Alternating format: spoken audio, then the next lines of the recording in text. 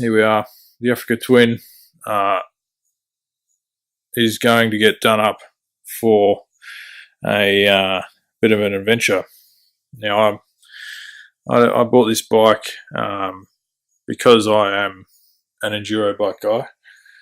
That's what I like riding, dirt bikes. Never really been into road bikes, but commuting around Sydney, and I have a long commute, about an hour and a half, 2 hours, and I've got to go from one side of Sydney through Sydney and then further north up the coast to where I live. So traffic was my issue. Now, enduro bike guy has to fight the traffic, does a lot of commuting, hates paying for fuel for his car, hates sitting in the traffic. So what happens? He buys a massive dirt bike, especially since the laws in New South Wales now allow for lane filtering. So he buys a massive dirt bike and he puts some pannier racks on it to carry all his gear, and he decides that, riding a big dirt bike through Sydney and lane filtering is going to save him heaps of time and money.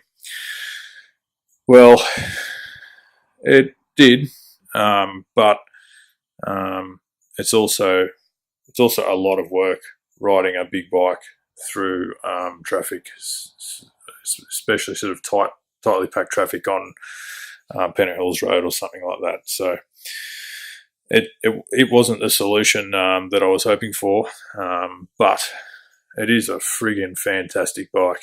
It really is just a big dirt bike with fairings and a 1000cc motor. So, as I mentioned, waiting on parts for the fried clutch over there, for the 300 two-stroke over there. What can we do? Well, we can kit this out for an adventure. I have no idea where I'm going to go. It's going to be off-road orientated. It's going to be an overnight or longer trip, and it is going to be my first adventure bike ride. So yeah, you're about to see what happens when a enduro guy gets an Africa Twin and kits it out for an adventure, and then takes it somewhere in very rural, remote New South Wales in Australia. So we're going to do a video on several things. We're going to do a video on this bike build. So we'll do an overview on where we are right now with this bike and what we're going to do. We'll document the build.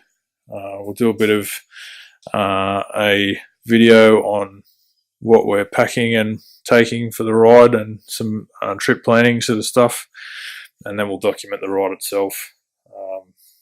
Yeah, that's where we are. So we'll see a few videos on the Africa Twin shortly, and hopefully we'll continue into the future with fixing and then subsequently riding the Sherco, and then teaching my two young blokes more and more about enduro riding with the YCF bikes.